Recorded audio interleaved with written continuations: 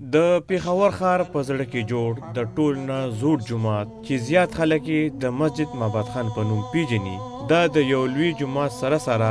زوړ تاریخ او حیثیت هم لري. دا جومات 1430 نه تر 1480 پورې د جوړېدو جدا جدا تاریخونه لري. دا تاریخي جومات گورنر ماباد خان جوړ کړي کم چې همداغه د نوم سره منسوب کړی شوی دی. ماباد خان د مغول سلطنت لاهور گورنر نواب دادن خان نوسه یادیږي. دا جومات بالکل د لاهور د شاهي جومات په شان ښکلی او د مغول طرز تعمیر یوه ښایسته نمونه ده. د دې جومات صحن 15 میټره اوږد او تقریبا 10 میټره پلن دی. د جومات دننه په محراب او دیوالونو د ښکلي طرز نقشنګاري داسې شوې ده چې انسان ورته دنګ حیران پاتې شي. دا شان د جومات پچت ټولې اوه منارې دي او بیا د دغه منارو منځو میانه کې شپږ واړه مینارونه هم د جومات ښکلا یو په دوه ښایسته کړې ده. د جومات خوا کې د کالو په توره لپاره مشهور یو زوړ بازار هم شته چې هر وخت پکې د زنانو د ډول سینګار قسمه قسم کالي تیارولی شي. د دغه رنگین بازار سره سره د جومات دیوال او د دیوال د پاسه مناره ده چې د بازار د سر نه د دې تاریخي جومات شناخت په ګوته کوي. موزګزار هم کوشش کوي چې په دې تاریخي جومات کې د الله په سجده پریوزي او د الله تعالی رضا حاصلولو لپاره دغه ښکلي جومات کې عبادت وکړي. بسم الله الرحمن الرحیم. د پلوشي یو بل تاریخي او ثقافتي پروګرام سره ستاسو په خدمت کې حاضر یو. قدرمنو مونږه دا وخت د پیښور په زړه کې د یو داسې جومات ذکر راوړی دی کوم چې خپل تاریخي پس منظر لري. دا جومات د پیښور حاکم د پیښور گورنر ماباد خان صاحب تعمیر کړی و او دا دې جومات تر اوسه پورې د 400 نه زیات کلونه تیر شو او دا په خپل ځای کې دلته کې قایم دی. د دنیا د ګوټ ګوټ نه دلته کې خلک راځي او د دې د پس منظر نه ځان خبروي. دلته کې د دې جومات په تاریخي پس منظر د دې ځای د خطیب صاحب سره د دې جومات د کمیټې د ممبرانو سره او دلته کې چې کوم مزګزار راځي هغې سره به خبرې اترې کوو او د دغه جومات د تاریخي پس منظر به تاسو ته وړاندې کوو. جی قدرمنو لکه چې څنګه مونږ مخکې هم تاسو ته وویل دا وخت مونږ په مسجد ماباد خان صاحب په محراب کې موجود یو. دلته د دې جومات چې ټول انتظام د چا په لاس کې دی مولانا محمد طیب قریشي صاحب هغې موږ سره دلته کې موجود دي. هغې سره به د دې تاریخي جومات په پس منظر باندې د دې په ټول تاریخ باندې خبرې اترې کوو چې د دې جومات چې کوم انتظام و دا د دې نیکه سره و بیا د نیکه نه د دې والد صاحب ته رالو اوس دې ته منتقل شو. دا انتظام څنګه چلی دا ټولې خبرې به تاسو ته وړاندې کوو او تاسو به د دې تاریخي جومات د پس منظر نه د دې تاریخي واقعیاتو نه به خبرو. قریشي صاحب ټول ناول خو موږ تاسو ته هرکلی وایو په مشرق ټي وي کې. ډیره مهرباني جی ډیره شکریه ستاسو او د مشرق ټي وي ستاسو د دې ټیم نیم شکرګزار یو چې تاسو تاریخي مسجد مهابت خان ته تشریف راوړلو او د تاریخي مسجد مهابت خان د دې اهمیت د اجاګر کولو دپاره د څرګندولو دپاره همدا پروګرام منعقد کړو. ستاسو ډیره شکریه. دا جومات خو په خپله یو ډیر لوی تاریخ لري او دا موږ دپاره یو ډیر لوی اعزاز دی چې داسې یو ښکلی او د مغول طرز تعمیر یو ښکلي نمونه موږ سره دلته کې موجوده ده. دلته کې ډېر مزګزار راځي. پخوا خو به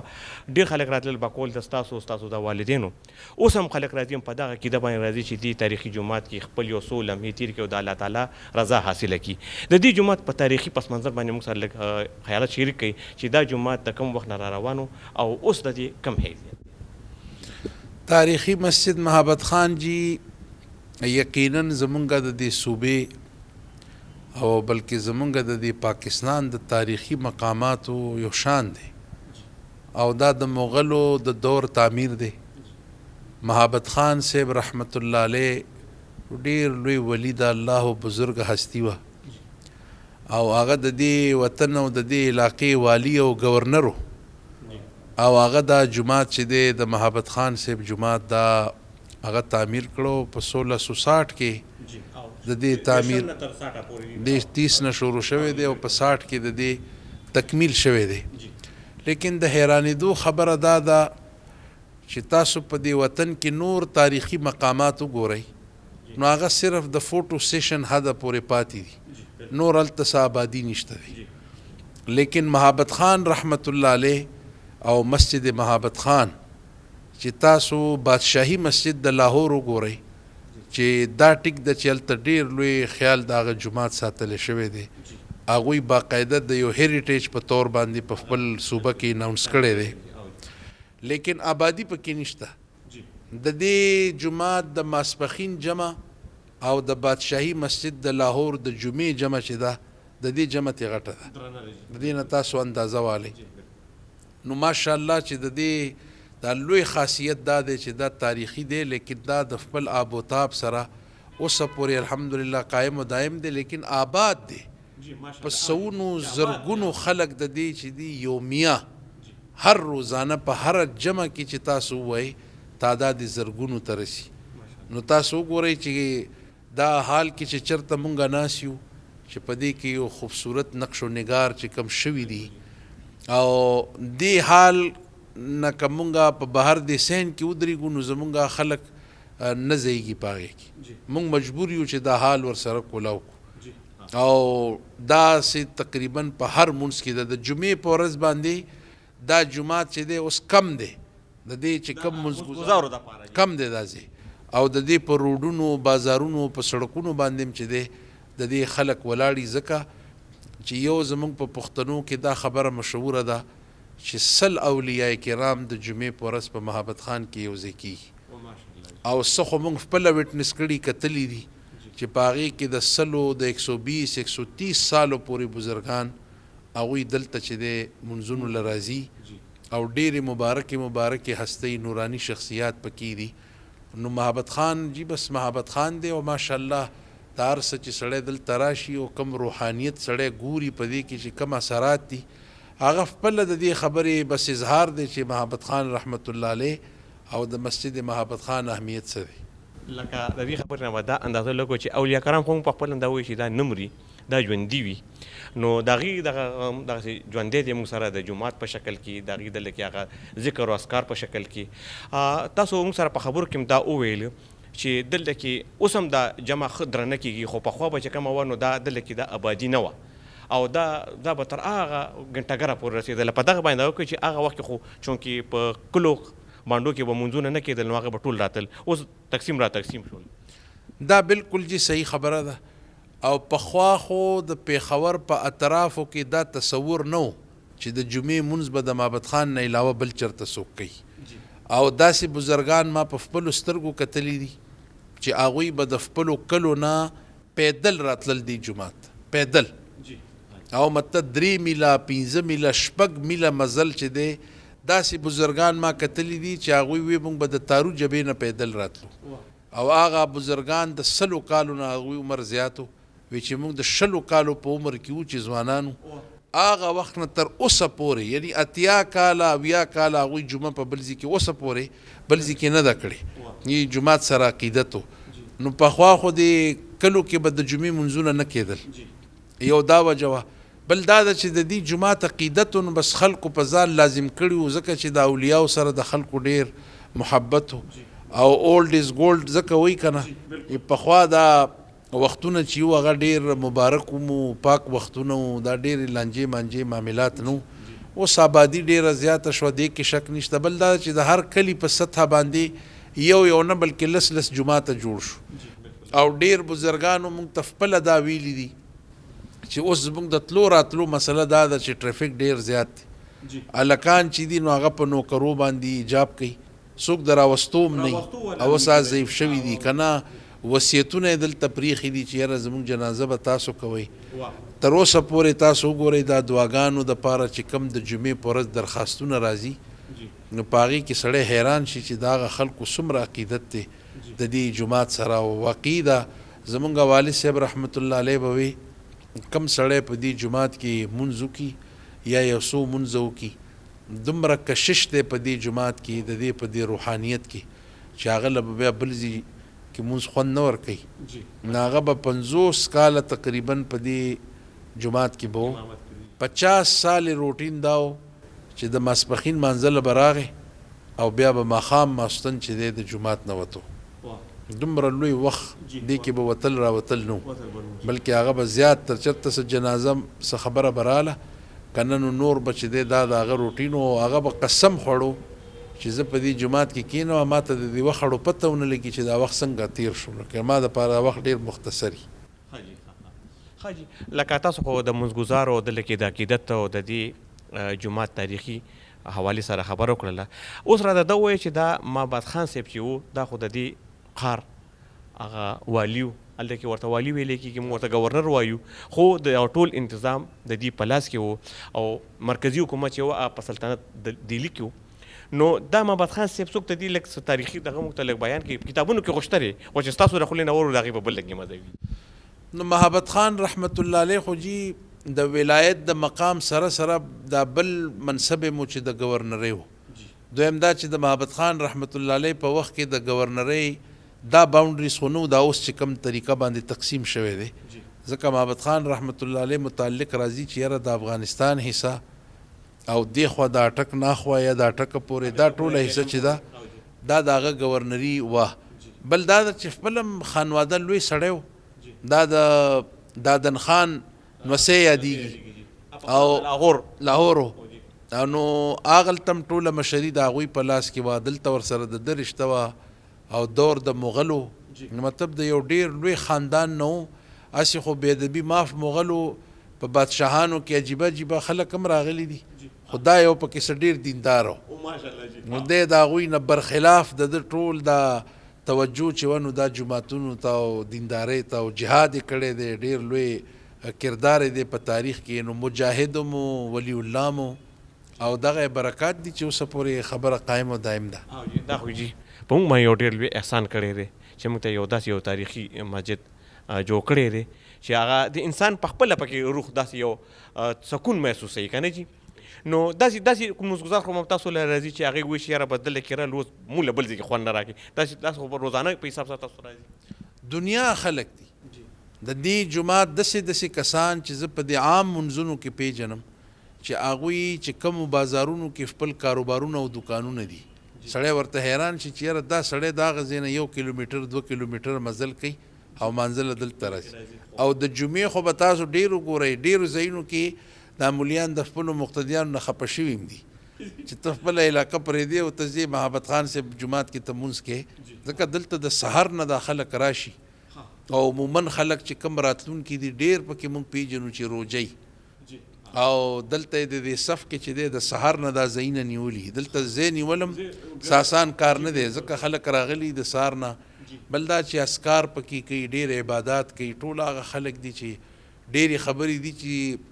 په کیمره باندې کول مناسب په دې نه دي چې د خلکو خپل یو پرده ده د الله رب العالمین سره. خو موږ پکې داسې ډېرې هستۍ وکتې چې هغه ډېر لوی اولیاء دي او بزرګان دي، داسې خلک راځي چې د هغوی په دې دم درود کې الله ډېر اثر ایښی دی. کم بیماران دي هغه دلته راشي یاره چې ما باندې څوک دم واشي. بل موږ نه وایو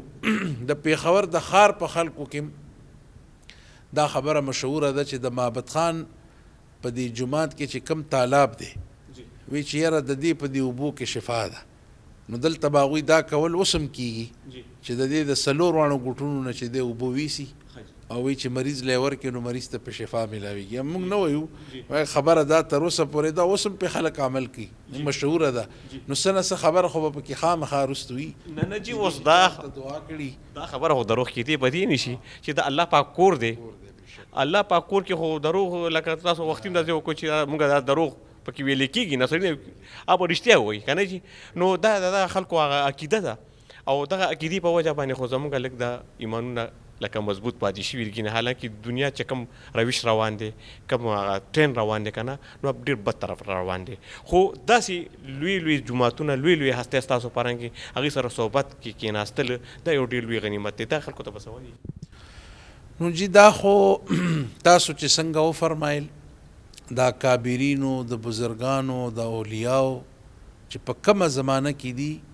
هغه زمانه چې دا په هغوی باندې د هغوی احسانات دي. او الله رب العالمین خو د اولیاو دپاره نښم دا ښودلې ده که نه، الله ولی الذین آمنوا یخرجهم من الظلمات الى النور.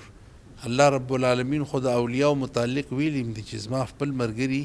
د تیارو نه ما رڼا ته راوستي دي، زه رڼا ته راول. اولیاو رڼا خوره کړې ده او دا یې د هغې لوی مظهر دی، لوی نښه او نشاني دا ده. کم ځای کې وګورئ جومات، خانقاه، مدرسه په دې وطن کې چې وګورئ خدا د اولیاو په برکت باندې دی او دا مونږ چې روحاني طور باندې دا ټینشن او پریشانی نه دي کنه ځکه خلک چې بیا اون خلی نو لاړ شي زر نو دې د پاره زی چې د دې روحاني طور باندې چې کم اطمینان او سکون دی هغه په دې هستو کې دی او په دې مقاماتو کې دی. الله دې مونږ له توفیق راکړي چې د دې خانقاهونو د دې عظیم جماعتونو د دې مونږ قدر وکړو. خجی اوس نه طیب صاحب یو دا تاسو کوم چې لکه داسې لوی لوی جماعتونو کې دا مدرسې چلیږي د زمونږ د نوي کول د ماشومانو د هغې روزنه پکې کېږي نو داسې سلسله دلته کې شته دی؟ دلته غیر رهایشي د غیر رهایشي مدرسې انتظام شته او د حفظ د سطح پورې دی.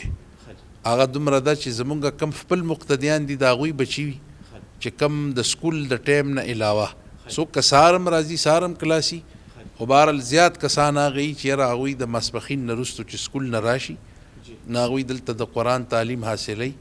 او ماشاءالله ډېر شی پکې زمونږ د مقتدیانو بچي دي چې هغه پکې حافظان شو نو هغه سلسله یعنی سکول هم وي او ورسره رهایشي مدرسه دلته نشته دی. اساتذه شته دی د جماعت خدام دي نور کسان دي مؤذنین دي دا پکې شته. البته زمونږ خپل چې کم دی د ماسپښین د حدیثو درس وي او دا تقریبا د دې درس هم وایي چې 100 کاله تقریبا برابرېږي نو هغه سلسله روانه نور پکې د تبلیغ سلسله پکې شته د ذکر مجالس پکې مونږ کوو نو الحمدلله ټول چې څومره خانې او شعبې دي هغه ټول الحمدلله په دې جماعت کې جاری دي. او غټه هم خبره دا ده چې زمونږ د جماعت پیغام دا دی چې دا د یو مسلک سره تړلی جماعت نه دی دا د یو تنظیم سره نه د یو مسلک سره دی. دلته اهل حدیث دی که دلته بریلوي دی که دیوبندي دی هر څوک مونځ کوي د دې په منبر باندې په مسلکونو پسې خبرې ترې نه کیږي بلکې خالص د رسول الله صلی الله علیه وسلم خالص اسلامي تعلیمات اخلاقیات معاملات هغه فوکس وي او په هغې باندې خبرې کیږي. دا خو ډېره لویه خبره ده. دا وخت زمونږ په دې منطقه کې زموږ په دې علاقه کې په دغه مختلفو فرقو په ضد کې مونږ راغلي یو او د دغې د وجې نه مونږ نه عبادات اسکار هم پاتې شوي دي او پکار چې مونږ په دغه پرو جمګو کې پاتې نه شولو او په صرف د الله د رضا دپاره او د هغه د حبیب صلی الله علیه وسلم شفاعت دپاره مونږ دغه خپله طریقه خپله کو او صرف الله راضي کو. لکه عبادت چې دی هغه هم د الله راضي کول لپاره که نه چې نو دا ستاسو دا خبره مې ډېره زیاته خوښه شوله چې دلته کې ټولو فرقو ته اجازت دی دا چونکې عبادت خانه ده د الله کور دی مونږ په چا باندې قدغن نه لګو د الله په کور کې جي په چا باندې پابندي دا نمونه خو مونږ خلکو په پوی نشو دا چې کم ائمه کرام دي او کم چې مونږ څوک فالو کوو منو آیا دې ائمه چرته یو بل پسې داسې سپکه خوله یا داسې خبرې چرته کړي دي سوال نه پوهېږي. سړی وایي چې زه د محمد رسول الله صلی الله علیه وسلم امتی ما د هغه منونکی یم د هغه په خوله کې د ترخه خبرې د یو مسلمان دپاره کنځلي د یو مسلمان دپاره د دوزخ او د جنت فیصلې د هغه نه لوی ګناهګاره سړی کا خو د رسول الله صلی الله علیه وسلم د تعلیم نه بالکل ناواقفه دی. رسول الله صلی الله علیه وسلم خو چرته د کافر متعلق د خولې نه نعوذ بالله کنزل یا سپکه سپوره داسې نه ده وتې نو اسلام خو نوم د اخلاقو دی او دومره ده چې داسې یو شیرینی اخلاق رسول الله صلی الله علیه وسلم متعارف کړي چې د هغه د اخلاقو په برکت باندې تاسو وګورئ د عالم کفر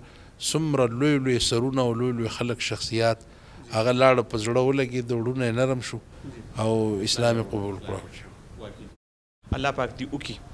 چې د مولانا صاحب دغه خبرې زمونږ دپاره د لارې مشال جوړ شي او مونږ هغه طریقې خپلې کړو چې په کوم باندې زمونږ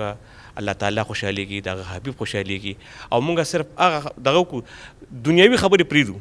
چې داسې عبادت خواته راشو نو دلته کې صرف مونږ د الله رضا حاصله کو. د خبرو سلسله به جاري ساتو دلته کې مونږ سره د دې جماعت د کمیټې ممبران او عهدیداران موجود دي هغې سره به اوس د دغه خبرې کوو چې د دې جماعت تزیین و آرایش ښکلا د اوقافو طرفه یا د محکمه اثار قدیمه طرفه په دلته کې څه کار روان دی څومره خرچه وشوله دلته کې څومره کار وشو دا خبرې به تاسو ته وړاندې کوو. اوس ځو یو وړې شان دمې طرف ته بیا ستاسو په خدمت کې حاضر.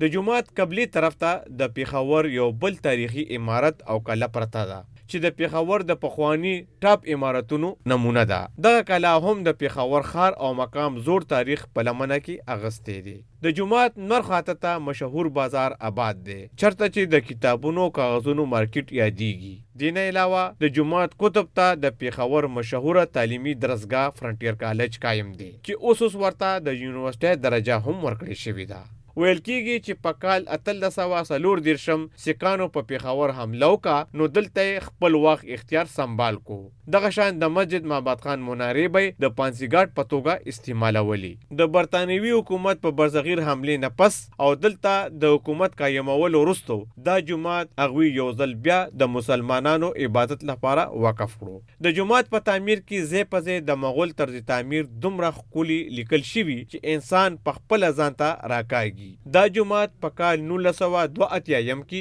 حکومت قامي ورثه وګرځوله او د اوقافو صوبایي محکمې ته وسپارله. د کم نه پس چې صوبایي اوقافو محکمې د دې لوی تاریخي جومات سر دوباره ښکلا باندې لاس پورې کو. ولی په کال 2015 ماسپښین 2 کم 3 بجې یو زوروره زلزله راغله کومې چې د جومات یو منارې ته سخت نقصان ورسولو. د دغه حادثې نه پس د جومات په دننه او بهر دیوالونو کاریګري نړېدلې ده او داسې تاثر ورکوي چې د جومات عمارت د خسته حاله ښکار شوی دی. جی قدرمنو دا وخت موږ سره د مسجد محمد خان صاحب د جومات د کمیټې نائب صدر محمد حارث صاحب موجود دی.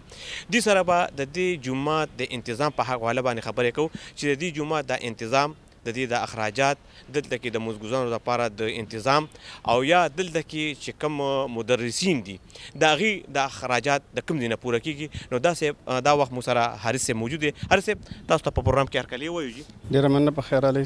شکریه ستاسو ادا کوم چې تاسو د جومات ته راغلی. ډېره مهرباني. بسم الله الرحمن الرحیم. زه د جومات په حواله څه خبرې کومه. تقریبا 8 کاله مخکې دلته چې کوم د امامیت دور نو سراج الحق صاحب راغلی هغه وخت کې وزیر خزانه و. هغه د دې جومات لپاره تقریبا 10 لک روپو اعلان وکړ. هغه اعلان په باوجود مو شو هغه اعلان دغه باندې په دې جومات کې هیڅ قسمه کار ونه شو نه به څه دغه وشو. سیاسي بیانو او سیاسي بیانو بس راغی په جومات کې بیان ورکو بس لاړل خو دغه چې موږ وکتل په هغه 10 کالو کې هیڅ دغه سمري مکتمل ونه شو بالکل. بل دویمه خبره جدي ده چې دلته د جومات د اودسونو ډېره غټه مسله وه. نو څو ځله موږ د اوقافو ته هم په دې کې درخواستونه ورکړل چې باید دلته عوامو ته ډېر مشکلات دي ډېر دغه دي ډېر ضعیف العمر ښه کسان راتلل چې هغوی دپاره مثال د اودسونو دغه وه چونکې الان کې اوس دا دویم ځای بره جوړ کړی دی او ضعیف العمر دپاره ډېر مشکلات دي بره خاطر ورته ډېر مشکلات دي او ډېر مسایل دي هم موږ پکې درخواستونه ورکړو په هغې څه عمل درآمد تر اوسه پورې ونه شو. بل دلته جي دا جومات د ټویل د اوبو مسله ده. دا بور چې سټیم خراب شي نو بیا تقریبا عوامو ته ډېر سخت زیات مشکلات دي چونکې دا عوام چې کوم د نورو جوماتونو ته منتقل شي. ښار کې خو دا ماشاءالله ډېر غټ جومات دی او ډېر دغه عوام پکې ځایږي خو اکثره واړه واړه جوماتونه دي چې هلته لاړ شي نو د هغوی علما هم شکایت کوي چې مثال د دې محمد خان صاحب جومات خلک دلته راځي دا ولې راځي. نو بیا موږ د بازار زه او صدر صاحب موږ وګرځېدو موږ د دپاره د خپل بور مشین بندوبست ایکسټرا وکړو چې کوم کې دا ماشین خرابېږي نو زه دې دپاره بیا ما ایکسټرا ماشین واغستو تقریبا 75,000 روپۍ موږ په خپل شخصي فنډ باندې دا واغستو ایکسټرا م کېغوسته که پرته که دې خرابېږي نو زموږ بس همداسې بل ورچو او کار به وي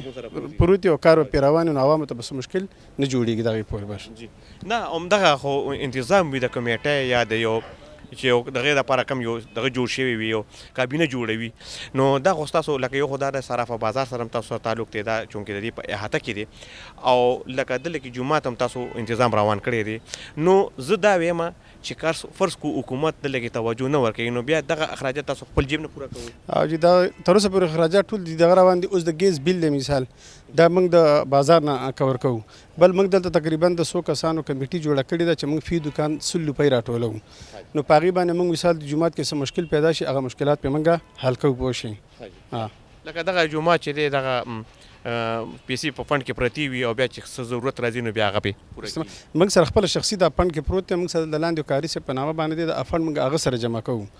هغه چې بیا څه مشکلات پیدا شي نو هغې فنډ نه پیسې راخلي او هغه پې لګوي. پوه شو.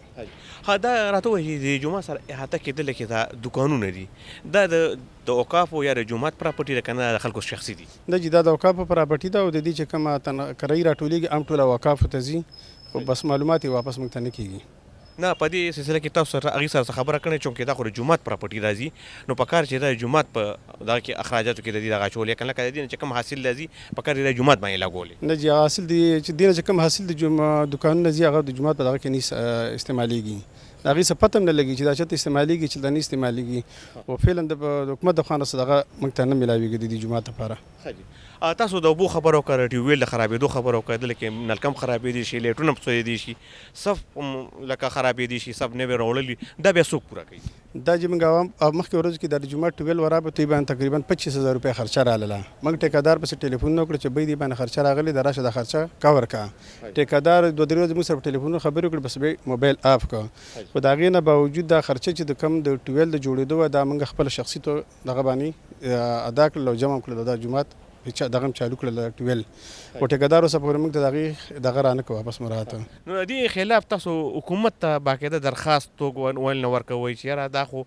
یو داسې تاریخي جومات دی، د دې ابادېدل خو چې دا بلکې د حکومت د ابادېدل دي، د حکومت بې درناوی کېږي، نو دا تاسو هغې سره رجوع نه کوئ؟ موږ چې 3 ځلې رجوع کړي د صدر صاحب د یونین په پیډ باندې موږ 3 ځلې درخواستونه اوقافو ته ورکړي دي، خو ساماندارنامه پرې اوسه پورې نه ده شوې. قدرمنو تاسو د محمد حارث صاحب چې کوم د دې کمیټې نایب صدر دی،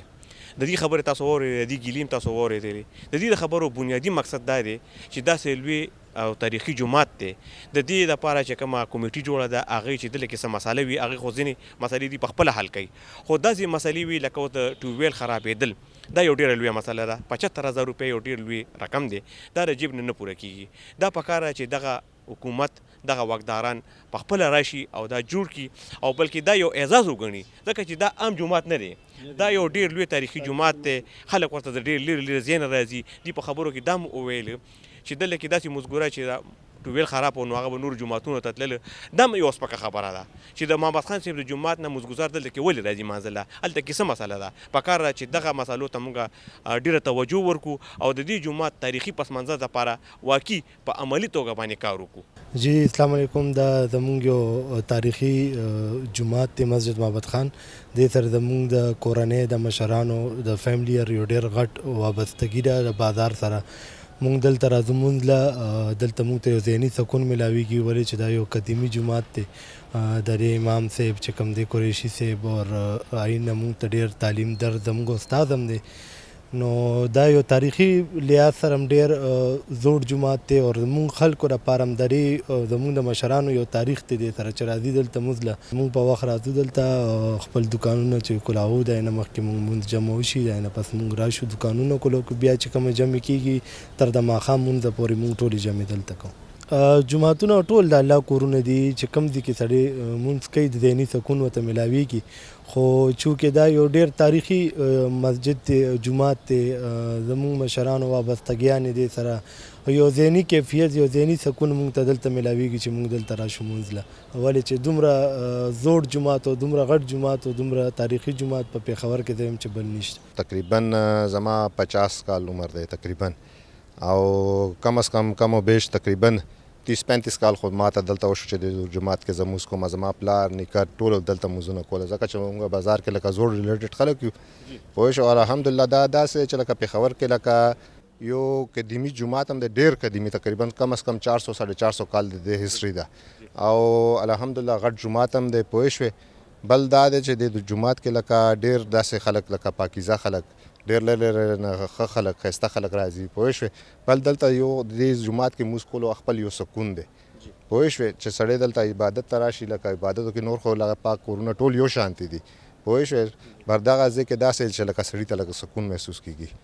بس نور خو څه نشته، دونه غټه خبره لکه خبره مونږ دا یو ریکویسټ کوو چې اوقاف ته ریکویسټ کوو چې دا جومات حالت تاسو وګورئ، چې دا جومات تقریبا تاریخي لکه صوبه سرحد کې د پشان بل جومات نشته، خیبر پښتونخوا کې، او تاسو جومات حالت وګورئ، پوه شوې. صرف او صرف لکه اوقاف لکه یو خپل هغه مخ وینځلو کارونه کوي پوه شئ لکه الحمدلله زموږ خو صرافه بازار سره ریلیټډ وو مونږ خپل کمیټي هم دلته شته مونږ لکه اوقاف ته هم د اپیل کوو مونږ لکه چې نشي کولی مونږ خپل کمیټي لکه خپله خلک الله بندګان شته چې د جومات باندې پیسې لګولی شي دا یو داسې جومات دی لکه تاسو کارونه وګورئ پوه شئ دی دا لکه مخکې فنډونه منظور شوي دي لکه هېڅ کار نشته د دې خپل جومات دونه پراپرټي دی د دې جومات خپل لکه شاته کټره د مارکیټ دی پوه شوې د دې خپل جومات دونه امکان دی چې د جومات ته سره څه شي ضرورت نشته بر افسوس سره چې اوقاف یو د خاموشي ده او یا خو به داسې چې زه وایم چې داسې لکه په اوقاف کې داسې خلک دي کرپټ خلک دي چې هغه داسې هغه د جومات سره هغه نه کوي الله کور سره لکه هغه څه تعاون نه کوي پوه شوې نو بس انشاءالله تعالی بس دا زما دا یو ریکویسټ دی دا خاص و خاص چې دا کار ډېر سلو دی او هغه حفاظت نشته جومات پوه شوې نو بس دا حکام بالا ته اوقاف ته دا اپیل کوم چې دا کار وکړي مثال چې نشي کولی بس دغه بازار زموږ خپل کمیټیان هم شته هغه هم شته او الحمدلله بازار خلک هم شته چې داسې چې دی الله کور باندې پیسې لګولی شي دا یو ښایسته کار دی دې کې خو تاسو مونږ ټول مسلمانان لکه دې کې هغه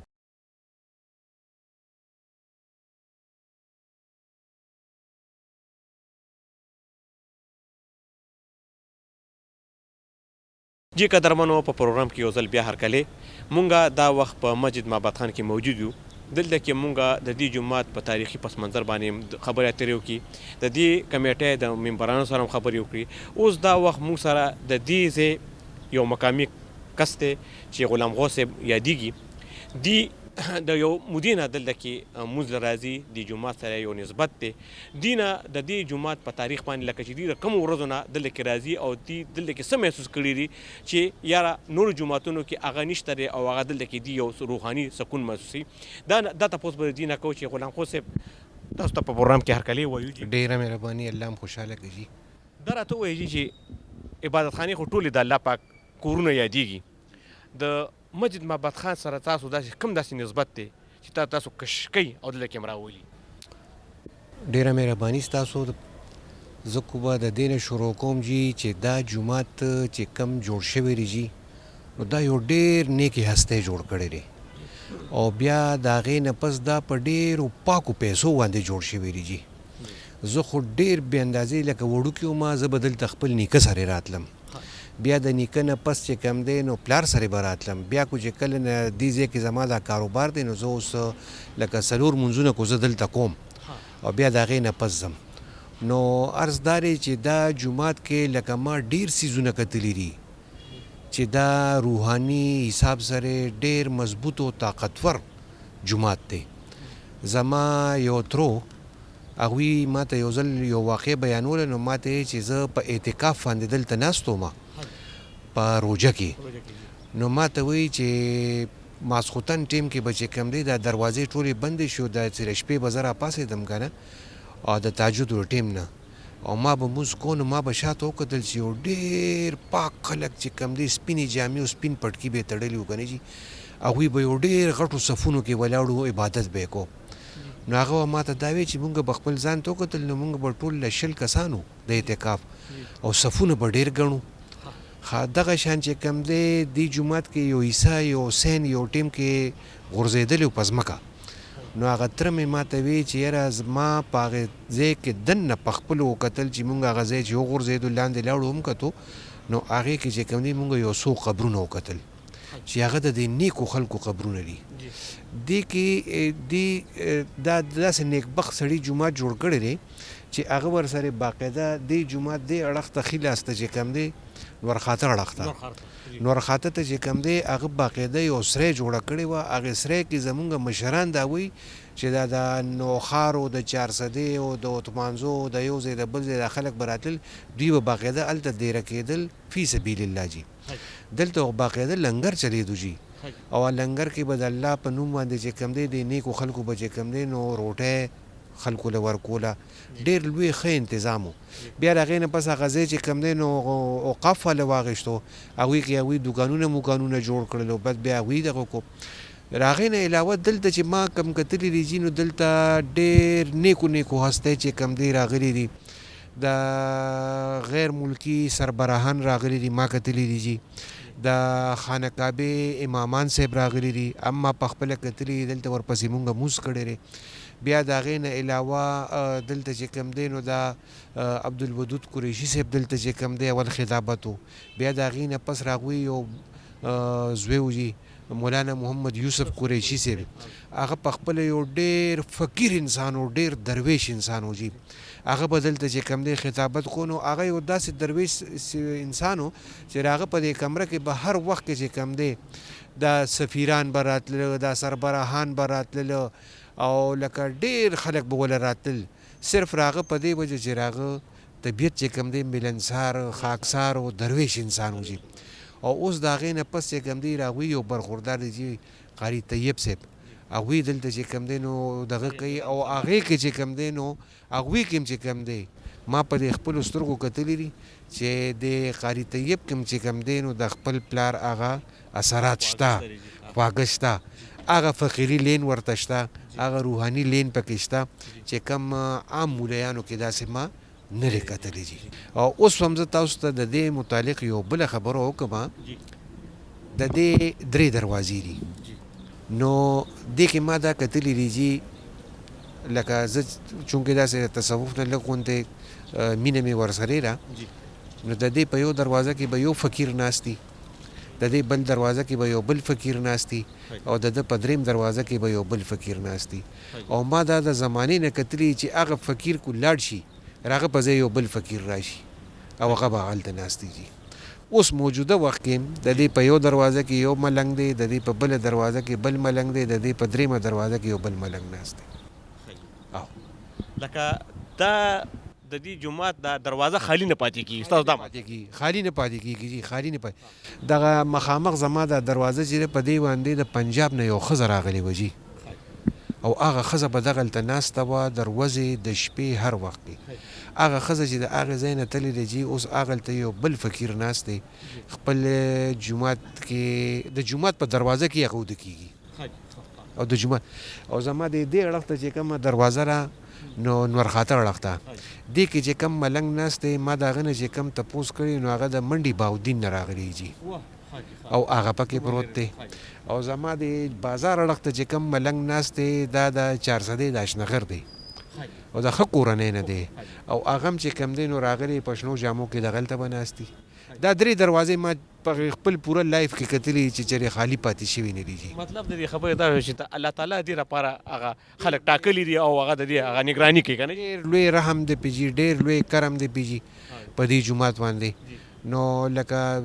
زه خو په خپله دلته ماته په خپله روحاني سکون میلاویږي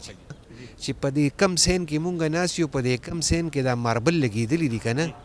نو د دې په دې دروازه باندې زما په شا چې کومه دروازه ده، په دې دروازه باندې چې کوم دی د حاجي جاوید نوم لیکلی دی چې دا سابقه وزیر و که نه، سابقه وزیر. او د دې دروازې په هغې طرف باندې چې کوم دی نو شیرپو صاحب نوم دی، پخوانی وزیر اعلی و که نه جي. او د هغې نه علاوه دې دپاره دا تلو چې دا لکه تقریبا مونږ په خپله جوړه کړی دی، خو اوقاف والا چې کوم دی نو لکه دې کې 2-3 محکمې انوالو دي نو هغوی چې کوم دی نو پرایویټ کمیټي نه پرېږدي جي خپل کار کولو ته که نه. نو هغې په وجه باندې چې کوم دی نو دوی په خپلو کې د یو ډپارټمنټ بل ډپارټمنټ سره داسې نږدې څه تعلق نشته چې هغې کې چې کوم دی نو دوی 3-4 محکمې کو یو ځای شو، نو دا کار به ډېر زر وشي، ډېر زر به وشي. نو هغې باوجود دلته چې کوم دی نو دا تقریبا څوک وایي چې یاره 4.1 کروڑ روپۍ دي، او څوک وایي چې یاره 8.1 کروڑ روپۍ چې څونه هم دي هغه به حکومت ته پته وي. خو بس دا مناره ده دې ته دا جال لګولې دی د دې اوسپنې دی، او د دې هم چې کوم دی یو زمانه وشو او جومات کې رالل بس ټول روان کو صفۍ مفۍ کو، اوس به کار شروع کو، نور ټول کار ستاسو مخامخ ته چې لا کو پکې مونږ څونه کته دغه 2 کسان راځي داسې یو میاشت کې یو 10 ورځې کار وکړي بیا لاړ شي، بیا کوته نه یو خبر جي. یاره جي غلام غوث صاحب تاسو دا خبره خو ما واورېدله. زموږ د پروګرام مقصد هم دغه دی چې د حکومت واکداران دغه حکام د اعلی بالا چې په دا کرسو باندې ناست دي، که سیاسي دي که غیر سیاسي دي که بیروکراسي ده، پکاره چې دې جومات ته یو توجه ورکړي او دا تعمیرات چې کوم د سلو د سسراوی کار دي چې دا تیز کی او داسې نه چې دا ټول یې ونړولو او دا هم په داسې ځای باندې پرېږدي او دا ورسره چې کوم پاتې دی دا هم ونړېږي په خپله. نو مونږ خو مقصد دا دی چې دا مونږ د دې باندې دا پروګرام وکړو، د دې تاریخي پس منظر خلکو ته بیان کړو، د دې هغه کوم حیثیت چې دی هغه خلک نه خبر شي، د دې تاریخ نه خلک خبر شي. خو داسې نه چې حکومت صرف دا یو پروګرام وګوري. مونږ مقصد دا دی چې دې ته توجه ورکړي، دا یو د دې تعمیرات دوباره بحال کړي، د دې تاریخي هغه وراثت چې دی هغه خلکو ته وښیي او دا جوړ کړي دوباره جوړ کړي. داسې نه چې صرف اعلانونه وکړي او هغه اعلانونه بس همدغسې ختم شي. دلته زموږ بل ملګري وویل چې د مذهبي جماعتونو حکومت هم راغلی و، هغوی دپاره پیسې منظورې کړې وي، خو د هغوی په پته باندې پوه نه شو. اوس دا موجوده حکومت راغلی دی، د دې نه مخکې هم راغلی دی، خو کار نه کېږي. نو په دې سلسله کې حکومت سره تاسو رابطې کړي دي؟ رابطې کو ورسره مونږ کړي دي چې خو د ما کو تاسو ته عرض وکړو که نه، دلته چې کم دی نو یو دی د ارکیالوجي والا دی، یو چې کم دی د مسلم اوقاف والا دی، بیا چې کم دی د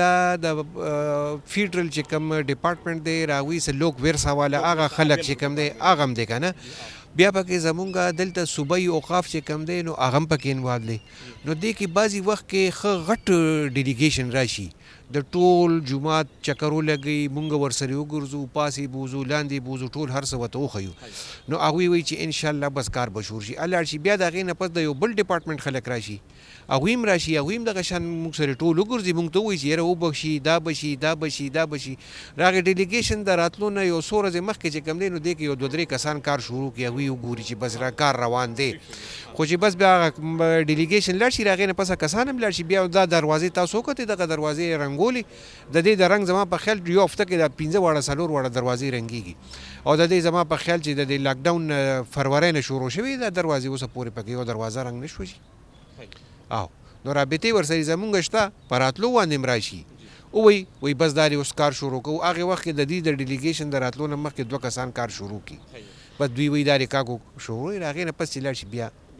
بیا یې سمنیږي. خدای دې وکړي غلام غوث صاحب چې د حکومت دغه خلک د جومات د تعمیر ته توجه واړي او دا جومات واقعي چې په صحیح معنو کې دوباره جوړ کړي، ځکه چې دې کې ځای په ځای باندې ډېر د مرمت کار پیدا شوی دی. او دا هغه صرف د ډیلیګیشن ته د ښودلو دپاره نه، بلکې د دې لپاره تعمیري او عملي کار وکړي. د خبرو سلسله به جاري ساتو. دلته کې موږ سره نور ملګري هم ناست دي، هغوی سره به هم د دې جومات په تاریخ باندې، د دې په تعمیر باندې، دلته کې د لمونځ باندې، دلته کې عبادت باندې خبرې اترې کوو او دا ټولې به تاسو ته وړاندې کوو.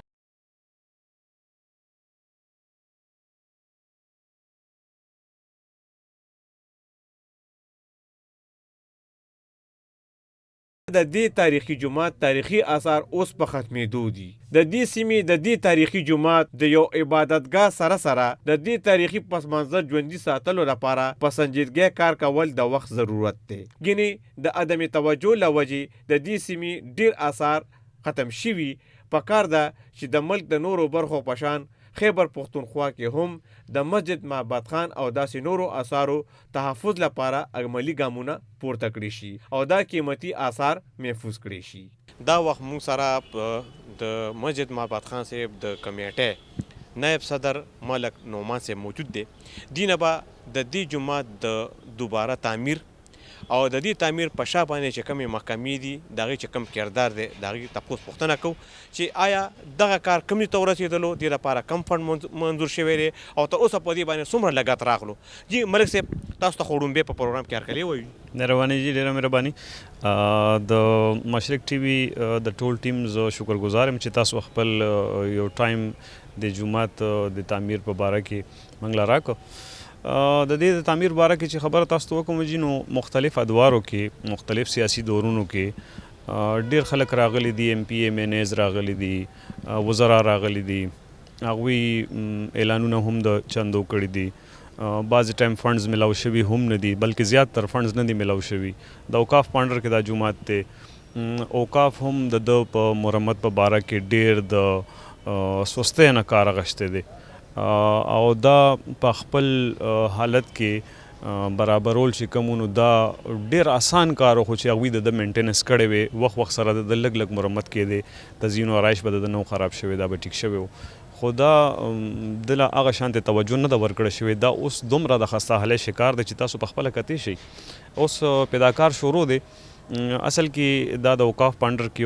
نو څه موده مخکې ارکایوز والا د موږ کم چې کم ورثه دا چې کم زاړه ځایونه دي هغوی ارکایوز والا ټول دغه انتظامات په خپل لاس کې ارکیالوجي هغوی انتظامات په خپل لاس کې واخیستل نو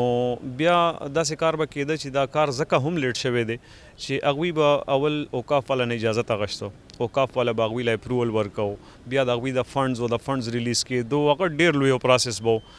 اوس 10 کروڑ روپۍ د لپاره منظور شوي دي چې هغه کې تقریبا یو کالو شو چې د دې دا کار شروع دی څه کم و بیش کال کېږي ډېر سسته سره کار کېږي لګیا دی دا 2 مزدوران نه تاسو ګورئ چې لګیا دي په دې میناره کې کار کوي څو ورځې دا کار بند مو اوس بیا شروع شوی دی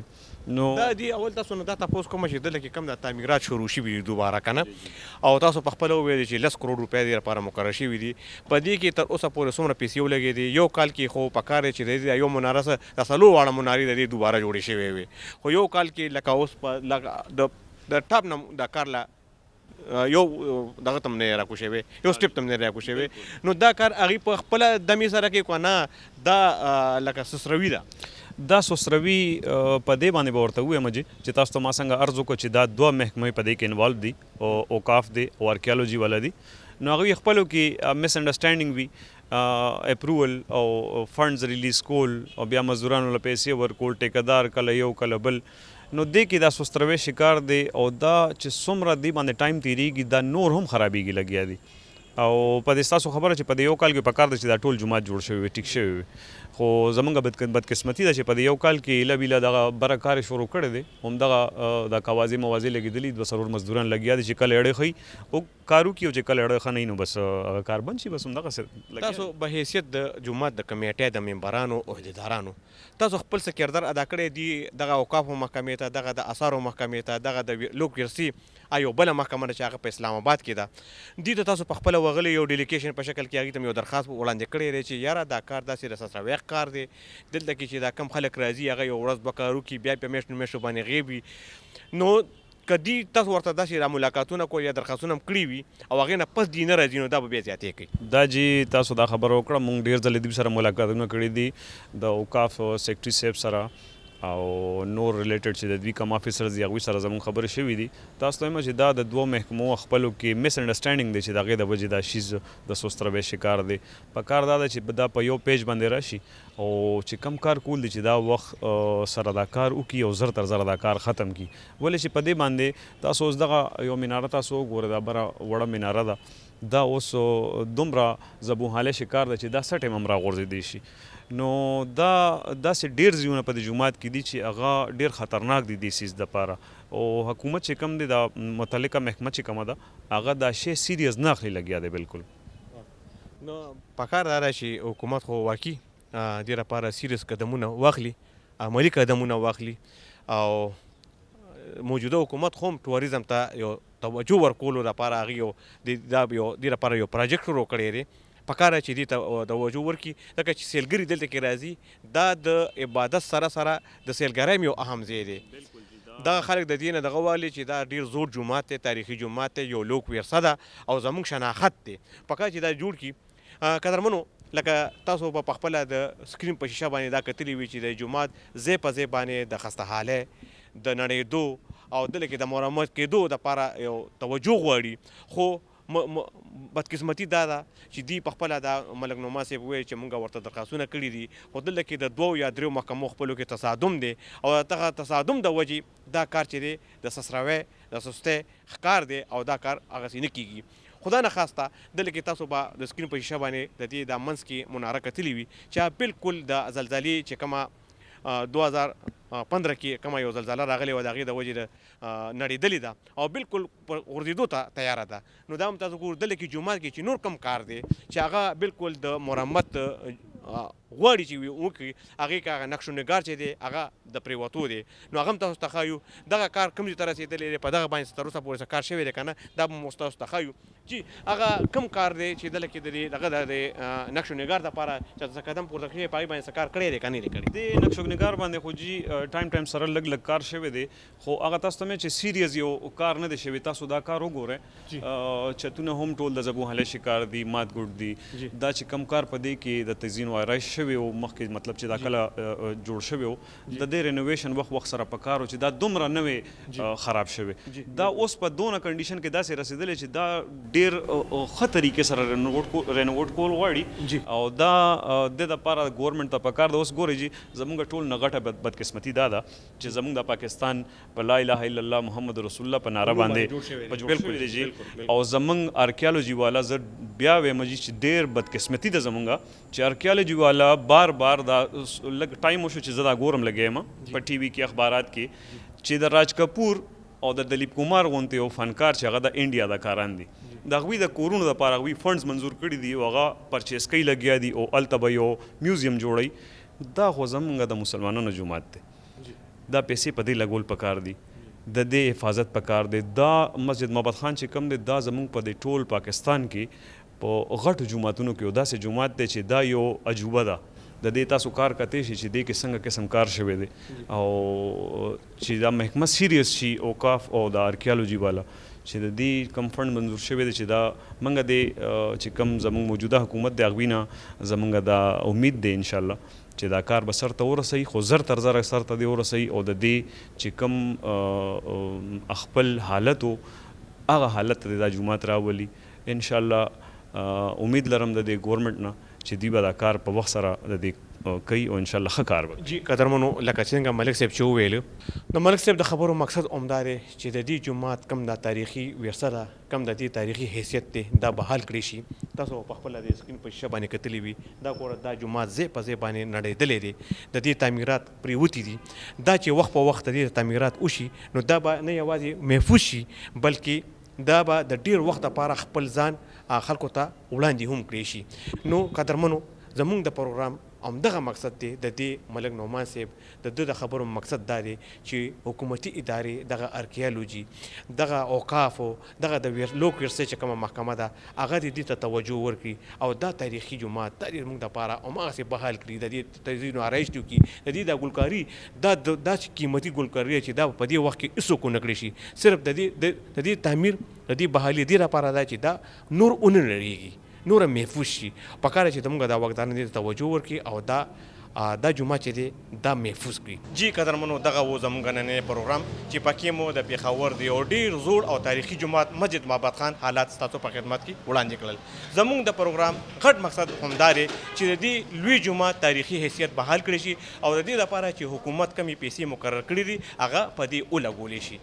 همدې سره موږ دنه اوس اجازت غواړو د الله په امان وختونه مو په خیر.